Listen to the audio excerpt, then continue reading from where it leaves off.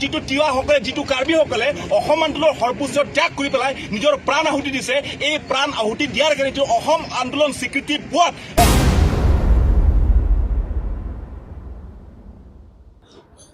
खुलुमबाय रायजोफोर गिबिसिनथाराव बिथांखिब्ल इउट्यूब चेनेलनिफ्राय रायजो राजा बयनिसिमबो दिनैनि फुंबिलिनि गोजोननाय जासिहरग्रोनाय जाबाय। रायजोफोर दिनै जों गिबिसिनथारावहाय आसामनि chief minister doctor Hemant Biswa Sharma सारा मा बुंदों बेखौ नोंथांमोना ससे खोनासंनानै लाग्रो। नैथियावहाय आरोबाव बिजेपि पार्टिनिफ्रायनो जोंनि बिटिआरआवहाय मा आसा खालामनानै दङ बेखौबो नोंथांमोना खोनासंब्लानो जाबाय। थामथियावहाय रायजो राजा नोंथांमोन बाक्सा तामुलपुरावहाय होख्रावनाया मानो होख्रावदों बिनि सायावबो जोङो फंनैसो सावरायलायगोन। ब्रैथियाव रायजो राजा नोंथांमोन नैबे नोंथांमोना नायनानै ला, नैबेयावहाय UTCFA जायखौहाय इउनाइटेड ट्राइबेल कोअर्डिनेशन आसाम होननानै बुंदों, गोदानै दाजानाय मोनसे पार्टी, नाथाय लिडारफ्रा बे गोजामानो गोजाखा। थेवबो बिथांमोननि सायावहाय नोंथांमोना ससे भिडिअखौ खोनासंग्रो, आं गोलाव गोलाव होनाय नङा, गुसुं गुसुं होनाय जागोन, उनावसो आङो बाथ्राफोरखौहाय बुंलांनाय जागोन। दानिया रायजोफोर नोंथांमोना खोनासंदो, आसामनि chief minister doctor Hemant Biswa Sharma सारा मा बुंदों। बिहारी लोक माने कोन? विजय गुप्ता तो मैं जगत ना अসমীয়া মানুহ, तो विजय गुप्ता যদি বিহাৰী হল তেলে আমি বড়ো তো কেতিয়াবা কনজৰ পৰা আহিছিলো ভাই। আকৌ অসমৰ বহুত মানুহ সীমান্তৰ সিপাৰৰ পৰা আহিছিল, মংগোলীয়সকল এটা জাগাৰ পৰা আহিছিল, আমাৰ আৰ্যসকল এটা জাগাৰ পৰা আহিছিল, তেনেকেতো মানুহ আহে। তেতিয়া জ্যোতিপ্ৰসাদ আগৰৱালাও আপোনালোকে মাৰোৱাৰী বুলিয়ে ক'ব লাগিব। गोजौआवहाय डक्टर हेमन्त बिश्व शर्मा सार, गाहायावहाय आसामिसफोरनि होख्रावनाय। मानोथो होख्रावबायदों? डक्टर हेमन्त बिश्व शर्मा सार जायखौ जोङो आसामनिनो सीएम चिफ मिनिस्टारानो बुंखाबाय सन्जय गुप्ताया अखमिया। रायजो राजा नोंथांमोन गुबुन गुबुन हारिफोरनि ट्राइबेल्सफोरा जुदि बेयाव फैनानै थाफैदोंब्ला बिसोर मालाय थाफैनो मोना नामा?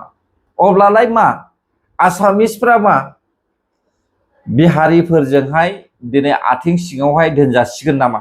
रायजो राजा नोंथांमोन जोंखौ जेरै आसामिसफ्रा गावसिनि आथिं सिङाव दोनदों, बर'फ्रा जेरै आसामनि आथिं सिङाव थानांदों, बेबायदिनो आसामिसफ्राबो बिहारिफोरनि आथिं सिङाव थानांगोन नामा? अब्ला डक्टर हेमन्त बिश्व शर्मा सारनि बुंनाय बायदिब्लाथ' बेनो जाहैबाय।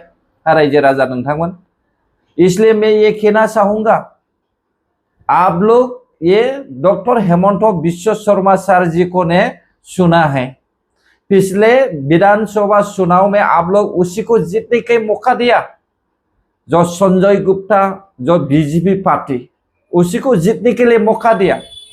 किस लिए चिल्ला रहा है अभी? गुवाहाटी में क्यों अभी हंगामा चल रहा है? वही ढूंढ रहा था ना, उसी को करवाने के लिए आप लोग जीतने का मौका दिया। अभी चलो आप लोग लड़ते रहो ना मा बुङो रायजोफोर? लागाव बे समावहाय बिहारी आसामिस होलाय होखावलाय। जोंनि बर'फोरनियावबो जोङो बर'फ्रा साननो गोनां दे। नोंथांमोना खोनासं मा बुंदों सासे बिजेपि पार्टीनि मावथिया। যে আপোনালোকে দেখা পাইছে ভাৰতবৰ্ষৰ সব কোণে কাঞ্চি সব জাগাত ৰাইজে বিজেপিক আঁকোৱালি লৈছে, আৰু নেক্সটত মই ভাবোঁ আমাৰ বিটিআৰতো বিজেপি গভৰ্ণমেণ্ট হ'ব বুলি আমি আশা ৰাখি, আৰু ৰাইজৰ যি আশীৰ্বাদ মৰম আৰু আমাৰ কাৰ্যকৰ্তাৰ যি উৎসাহ ইয়াতে আপুনি দেখা পাইছে, তো আমি সবে মিলি একলগত কাম কৰি যাম।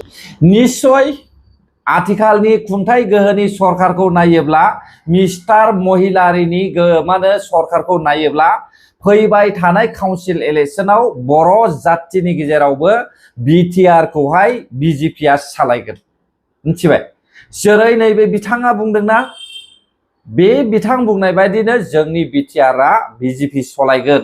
रायजोफोर बिनि गोरोन्थिया दायनिगिरिया सोर जागोन?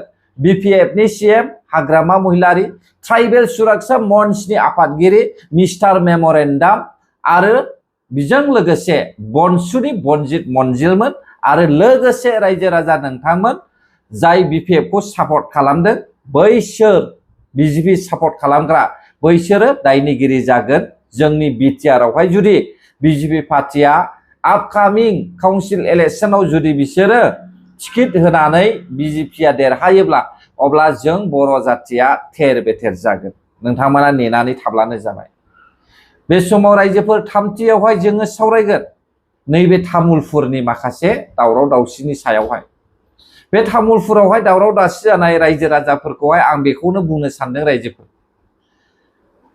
जोंनि बर' जातिजों लोगोसे गुबुन गुबुन जातिया बिजेपि पार्टिखौहाय मोजां मोनो आरो बिजेपि पार्टिजों थाफानानैहाय जय श्रीराम होयो ना दा बेखौनो मोजां मोननायखाय बिजेपि पार्टिखौहाय भट होदों दिनै मानो होख्रावदों किस लिए चिल्ला रहा है रुको जरा सरकार अभी तक नया है अभी शुरू किया है कुछ भी नहीं हुआ करेंगे जो आप लोग चाहिए उसको करेंगे रास्ता बनाना है रास्ता बनाएंगे नदी में पुल बनाना है पुल बनाएंगे हाँ मैदान में डेवलपमेंट करना है डेवलपमेंट करेंगे ये है बीजेपी सरकार आप लोग उसी को ही सुना है और उन लोग को जीतने का मौका दिया है आज बक्सा तामुलपुर में रास्ता बनाने के लिए क्यों चिल्ला रहा है अभी तो शुरुआत हुआ है ना विश्वजीत दैमारी जी ने भी कहा अभी शुरुआत हुआ है किसी को भी चिंता करने का कोई जरूरी नहीं है सब कुछ करेंगे इसलिए चिल्लाओ मत रुको इंतजार करो जब तक नहीं करेंगे हाँ रायजो राजा नोंथांमोन मानोथो दावराव खालामदों ने बेखौनो देरहाहोखादों बिजेपि पार्टिखौनो मोजां मोनखादों दा बिजेपि पार्टिखौ मोजां मोननानैनो बिथांमोना भट होखादों बिपिएफखौ मोजां मोननानैनो भट होखादों मानोथो जौ दखान बन्द खालामनांगौ खालामनाङा ना थिरखेला ना मा होनना बुङो जुवा ना जौ लोंनाय जेबो बन्द खालामनाङा बेफोरखौ बन्द खालामनांगौनि दरखारानो गैया बेखौनो लुबैखादों बर' रायजो राजाफ्राबो अब्ला मानोथो बेफोरखौलाय बन्द खालामनो ना मा बुङो रायजो राजा नोंथांमोन ना आंनि बुंनाया एसे गोरोन्थि जाबाय नामा माबा गोरोन्थि जादोंब्ला निमाहा होब्लानो जाबाय थांनाय 5 बोसोरावहाय बेफोर खामानिखौ मावखादोंमोन नाथाय सोरबा मेमोरेन्डामा सोरबा बिक्रम दैमारिया सोरबा कास्टम बसुमतारिया सोरबा प्रहलाद ब्रह्मआ सोरबा रिन्जय बर'आ सोरबा बिपिएफनि सीएमआ बेखौ मोजां मोनैनि थाखाय बिसोरो सरकारावहाय लाबोफिनदों हा अब्ला मानोथो बन्द खालामनांगौ लोंनाय जानायनि सरकार बर' हारिनि दरखार रायजो राजा नोंथांमोन ना साख्रि ना बाख्रि अनलि नांगौ मानि एन्ड मा होननानै बुङो धोन सम्पत्ति प्रपार्टि बे जाहैबाय बिपिएफनि सरकार सोलिनो हो बेनो सरकार बिपिएफ पार्टिनि आरो बर' रायजो राजाफोरनि हास्थायनायाबो बेनो दालाय माखौथो जोंलाय एसेबां दावराव खालामनो ना नाथाय राइट एन्ड रं भिडिअ बानायनो थाखाय जों माब्लाबाबो जिरायनानै थाया आंबो जिरायनानै थाया माब्लाबाबो जोबनायाव रायजो राजा नोंथांमोन नैबेनि सायाव आं एसे सावरायनो सानबाय दानिया भिडिअखौबो ससे खोनासंदो नोंथांमोना बिथांमोना मा फोरमायदों ससे खोनासं भिडिअखौ নিশ্চয় আপোনালোকে সকলোৱে দেখিছে যে অসমত হিন্দু খাত্ৰে মে হে খাত্ৰে মে বুলি কৈ কৈ আজি অসমত খিলঞ্জীয়া ভূমিপুত্ৰসকলে নিজৰ স্থান নিজৰ মাটি ভূমি নিজৰ অধিকাৰ ৰাজনৈতিক অধিকাৰ হেৰাই গৈ আছে সেইটোত এটা কথা ক'ব বিচাৰিছো এতিয়া অসমীয়া গোবেক ধনী আমি শুনিছো কাৰ্বি চাইনিজ গোবেক আমি শুনিছো ঠিক তেনেতে আমি অসমত বসবাস কৰা প্ৰতিজন খিলঞ্জীয়া প্ৰতিজন জনজাতিৰ লোকসকলৰ নিজৰ অস্তিত্ব হেৰাই গৈ আছে এতিয়া আমি ইয়াত জাগিৰত উপস্থিত আছো জাগিৰত আমি গোটেই অসমৰ জনজাতিসকল মিলি পেলাই আমি একগোট হৈ পেলাই আমি ৰাজপথ আমি উত্তাল কৰিব আহিছো কাৰণ কিয় আহিছো ইয়াত টাউনশ্বিপ বনাব ক'ত য'ত জনজাতিৰ লোকসকলে বসবাস কৰে এই জনজাতিৰ লোকসকলৰ বসতি স্থান কৰা এই স্থানতে গোটেইখিনি উচ্ছেদ কৰি পেলাই তাৰ পৰা গোটেইখিনি ঘৰ ভাঙি মেলি গোটেইখিনি যিসকল 40-50 ইয়াৰ ভূমিপুত্ৰ যিসকলৰ তিৱাই অসম আন্দোলনত পদত্যাগ কৰিছে, যিটো তিৱাসকলে যিটো কাৰ্বিসকলে অসম আন্দোলনৰ সৰ্বোচ্চ ত্যাগ কৰি পেলাই নিজৰ প্ৰাণ আহুতি দিছে, এই প্ৰাণ আহুতি দিয়াৰ কাৰণে যিটো অসম আন্দোলন স্বীকৃতি পোৱাত অসম চুক্তি স্বাক্ষৰ কৰা হৈছে। কিন্তু এই তিৱাসকলক আজি ইয়াৰ পৰা আঁতৰাই দিয়া, ইয়াত গোটেইখিনি খেদি পেলাই, ইয়াত গোটেইখিনি উচ্ছেদ কৰি পেলাই ইয়াত টাউনশ্বিপ বনাব, সেইটো লজ্জিত কথা। আৰু এই অসম চৰকাৰ কোনো পাৰ্টিৰ চৰকাৰ নহয়, কিয় অসম চৰকাৰে आङो गाज्रि मोनाखै बिथांमोनखौ। बिथांमोना गोजाम, सासेयाथ' जोंना बर'नियाथ' गोजामखा, आरो बिथाङा बेसेबांसिम बड'लेण्ड बिनायावहाय नांथाबगोन आं बेखौ मिथिया, नाथाय बिथांनि हास्थायनायखौ आङो साज्रां नुदों। खिन्थु बै माखासे गुबुन ट्राइबेल्सफोरनि हास्थायनायखौ नायोब्ला जोंनि बर' हारिया जोबोद लाजिथावना जानानै फैदों रायजोफोर। दा कार्बि आलंआवहाय बिहारिफ्रा कार्बिफोरखौहाय कार्बि चाइनिज ग'बेक बुंबाय, आसामावहाय गुवाहाटि बायदियावहाय सोरखौबा आसामिस ग'बेक होननानै बुंबाय। दा बेफोरखौ नोजोर होनानै नायोब्ला गाबोन समफोर बर' चाइनिज ग'बेक होननो हागौ रायजोफोर जोंनि गेजेरावबो। दा बेखौ जुदि नोजोर होयोब्ला जोङो बेफोर पार्टिखौबो नांगौ। दा एबसुआबो साइडनाव दङ, एबसुआबो साइडनाव दङ। एबसुआबो माब्लाबाबो बेखौ हेंथा होनाय नङा, मानोना सेटेलाइट सिटि बानायनो नागिरदों ट्राइबेलखौ होखारनानै, टाउन बानायनो नागिरदों ट्राइबेलखौ होखारनानै। अब्ला मा नर्थ इस्टआ पुरा ट्राइबेलनि जायगा। दा ट्राइबेलनो हा फाता होआलासिनो नन ट्राइबेलफोरनो जायगा होनानैहाय ट्राइबेलफोरखौ होखारनानैहाय ट्राइबेलफोरनि हायावहाय स्मार्ट सिटि बानायनो नागिरनाया बे गोरोन्थि जायाखै खोमा रायजोफोर।